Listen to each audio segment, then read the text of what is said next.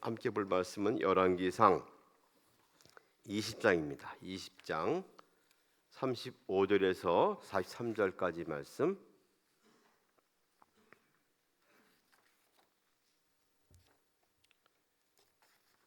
(35절부터) 한 절씩 교독합니다.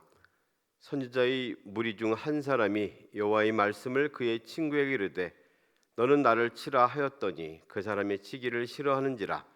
그가 그 사람에게 이르되 네가 여호와의 말씀을 듣지 아니하였으니 내가 나를 떠나갈 때에 사자가 너를 죽이리라. 그 사람이 그의 곁을 떠나가더니 사자가 그를 만나 죽였더라.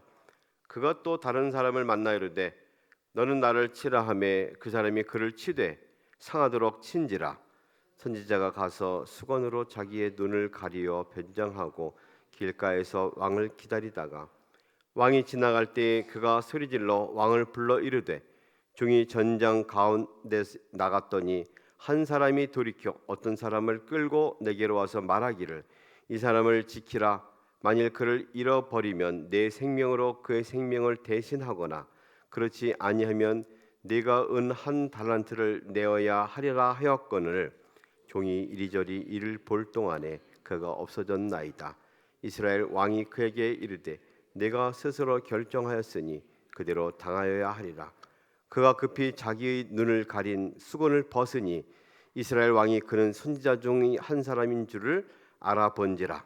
그가 왕께 아르되 여호와의 말씀이 내가 멸하기로 작정한 사람을 내 손으로 놓았은즉 내 목숨은 그의 목숨을 대신하고 내 백성은 그의 백성을 대신하리라 하였나이다. 함께합니다. 이스라엘 왕이 근심하고 답답하여 그 왕궁으로 돌아가려고 사마리아에 이르니라. 아멘. 요즘 매우 유명한 한 배우가 마약 사건에 연루되어서 그 피해를 주변의 모든 사람들이 입는다는 안타까운 뉴스를 보게 되었습니다.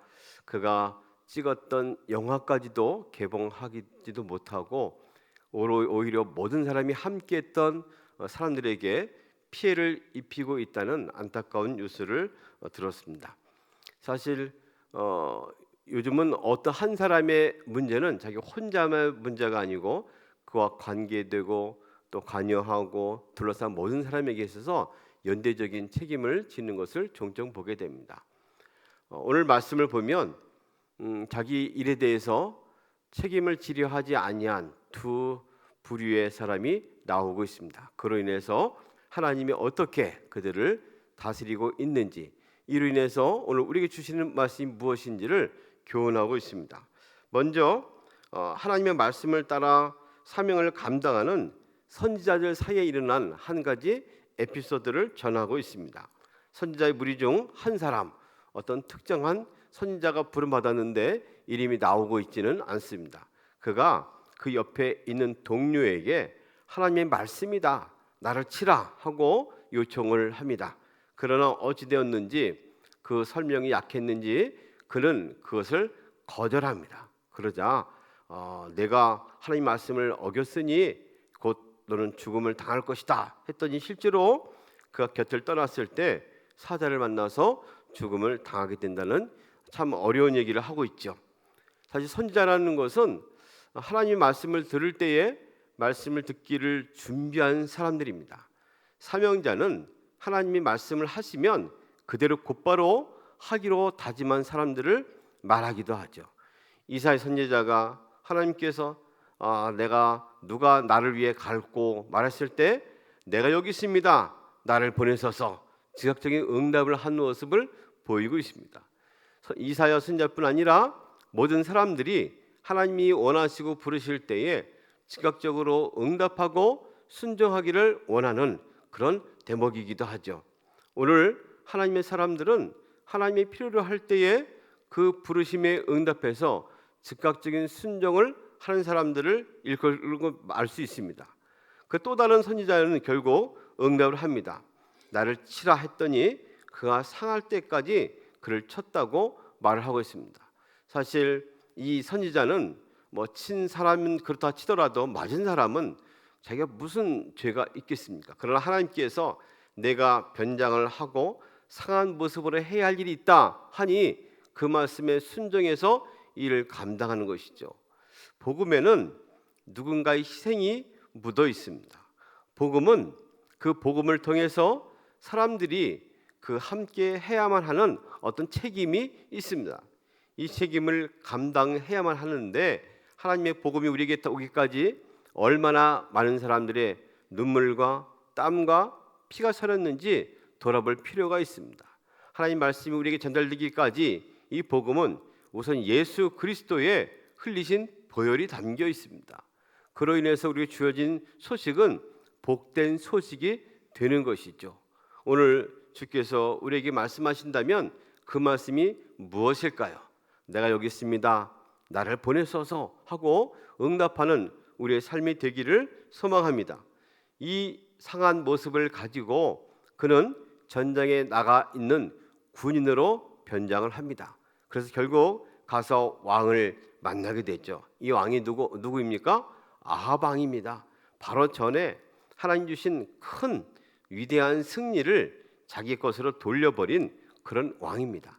이런저런 하나님의 메시지를 선포함에도 불구하고 듣지 아니하고 자기 멋대로 살고 있는 이스라엘 사람들을 대표하는 모습이 바로 아합 왕이기도 합니다. 그에게 가서 이제 이런 일을 감당하고 있는 것이죠.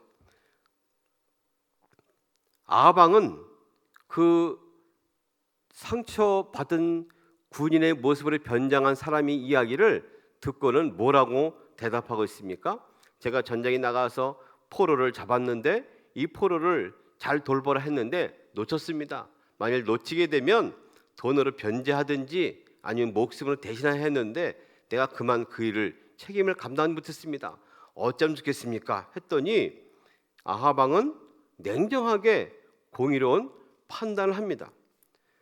내가 저지른 일이니 내가 책임을 져야 한다. 사실 올바른 판단이죠. 오늘 내가 정의의 이름으로 또 올바른 판단이라는 결정을 할 때 종종 그 결정은 나를 향해 내리는 판결과 다르지 아니함을 기억해야 됩니다. 우리는 종종 남에 대해서는 엄격하고 자신에게는 넉넉한 관용적인 태도를 보일 경우가 있습니다. 성경에서는 이런 말씀도 합니다. 자신에 대해서는 후하면서 하나님에게 대해서는 인색하다. 자기에 대해서는 모든 것이 허용되지만 남에게 대해서는 철저하게 시시비비를 가리려 하는 모습입니다. 결국 이 붕대를 풀고 정체를 밝히면서 바로 당신이 베나닷을 살려주었으니 그 값을 그 책임을 져야 할 것이라고 하나님의 판결을 전달하죠. 하나님의 공의로운 심판을 자신의 용서라는 이름으로 책임을 면한 대가를 치러야 할 것을 판결합니다. 시대가 관용이라는 이름 아래 죄를 허용하는 그런 시대를 우리가 살고 있습니다. 무책임한 행동은 자신뿐 아니라 또 다른 사람에게도 엄청난 피해를 주는 것을 그는 깨달아 했던 것이죠. 왕은 단순히 자기의 일로 인해서 자신만이 아니라 모든 백성이 더불어 함께 고초를 당해야 한다는 하나님의 엄중한 심판을 피할 수 없게 됩니다.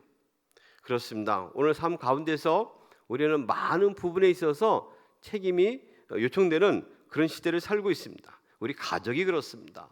이 가장이 잘못하고 함부로 방치했다가는 가족이 흩어지고 제대로 기능을 할 수 없을 것입니다. 교회가 그렇습니다. 교회가 또 내가 해야 할 일을 방기하고 무책임에 놔두게 된다면 그 일로 인해서 많은 여파가 있는 것을 종종 보게 됩니다. 학생들이 어디를 갈 때 제가 종종 그런 충고를 합니다. 너희가 외국에 나가면 한 사람 한 사람은 대한민국을 대표한다. 행동거지를 조심해야 된다. 너희가 외부에 활동을 나가게 되면 너희 뒤에는 은동교라는 이름이 붙어 있다. 그리스도인이라는 이름이 붙어 있다. 조심해야 된다. 사실 우리는 모두는 하나님 나라의 시민입니다. 이 세상에 나 있을 때 누가 보든 보지 않든 이미 그리스도인이라는 딱지가 붙어 있습니다. 거기에는 엄중한 책임이 요청됩니다. 이 책임감을 가지고 할 때 사람들은 칭찬을 하기도 하고 비판을 하기도 할 것입니다. 나뿐 아니라 더불어 있는 교회가 그리스도의 이름이 올라가기도 하고 떨어질 것이라는 사실을 향해서 우리는 좀 더 엄중하게 생각할 필요가 있습니다. 그래서 우리는 항상 주의 성령께서 우리의 판단과 행동을 다스리시기를 위해서 깨어 기도해야 할 것입니다. 결국 이 말을 들은 아합은 어떤 반응을 보이고 있습니까? 말씀 보니까 왕이 근심하고 답답하여 그의 왕궁으로 돌아가려고 사마리아에 이르렀다. 이 근심하고 답답했다. 사실 사람이 특별히 하나님 말씀을 듣고 책망을 들으면 근심하고 답답한 것은 보통 모두가 느끼는 마음일 것입니다. 다른 성경 보니까 무겁고 우울한 마음으로, 또 다른 성경 보니까 마음이 상하여 화를 내면서. 우리는 하나님 말씀을 들을 때 무겁고 답답하는 이런 사람이 있는가 하면 다윗을 떠올리면 그는 즉각적으로 말씀을 깨달아 알고 회개하며 침상을 적시며 요가 곰팡이가 필 정도로 회개한 모습을 보이고 있습니다. 하나님 말씀을 들을 때 답답하고 무거운데 이걸 어떻게 풀 것인가 하는 것이 우리의 태도이기도 할 것입니다. 다음 주일, 이번 주일은 종교개혁 506주년 기념주일이 됩니다.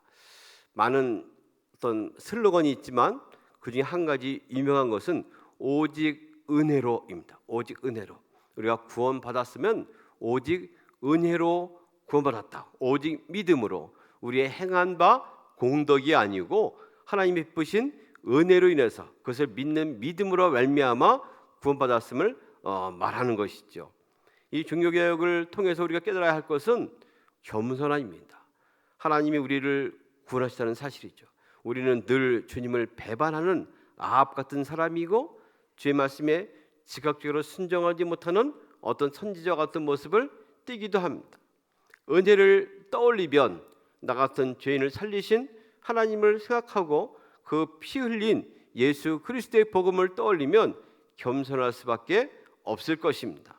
그러나 나의 공덕으로 치부하고 내 힘으로 산다고 하면 거기는 교만밖에 나올 일이 없을 것입니다. 우리는 잊지 않고 책임 있는 사람이 되기를 원합니다. 은혜를 잊지 않을 때 겸손함이 있을 것입니다. 은혜를 저버릴 때 교만함으로 내가 주님보다 앞설 것입니다. 결국 교만은 무지개의 마음을 가져오게 되고 파국을 맞이하지만 겸손은 책임 있는 삶으로 하나님께 영광 돌리는 거룩한 삶을 살 것입니다. 실로암의 망대가 무너져서 18명이 희생을 당했습니다. 이것이 누구의 죄 때문입니까? 했을 때 예수님이 무슨 말씀하셨습니까? 이들이 예루살렘에 거한 다른 모든 사람보다 죄가 더 있는 줄 아느냐? 아니다.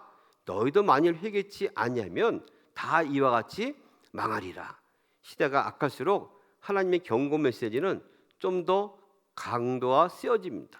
그걸 볼 때마다 나와는 상관이 없다고 볼 것이 아니고 하나님의 메시지가 갈급하구나, 강도가 쓰여지고 있구나, 나를 향한 말씀이다 깨닫고 그 앞에 나서서 함께 기도하고 울며 자비와 은혜를 구하는 그런 삶이 되어야 할 것입니다. 기도할 일이 좀 더 많아지고 있습니다. 우리가 함께 깨어서 기도하고 간구하며 하나님의 은혜를 구하는 그런 삶이 오늘 우리 삶 가운데 이어지기를 주님의 이름으로 소망합니다. 걸어가시는 하나님, 오늘 또 말씀을 보며 우리 삶에 좀 더 책임 있는 자세로 겸손하게 나가기를 원합니다. 우리 주님 예수께서 흘리신 보혈, 그 복음으로 인하여 내가 살게 됨을 진실로 감사합니다. 한 번 더 생각하고 한 번 더 기도하며 시대를 향한 하나님 뜻이 무엇인지를 분별하고 바로 응답하는 저들의 삶이 되게 하여 주시옵소서.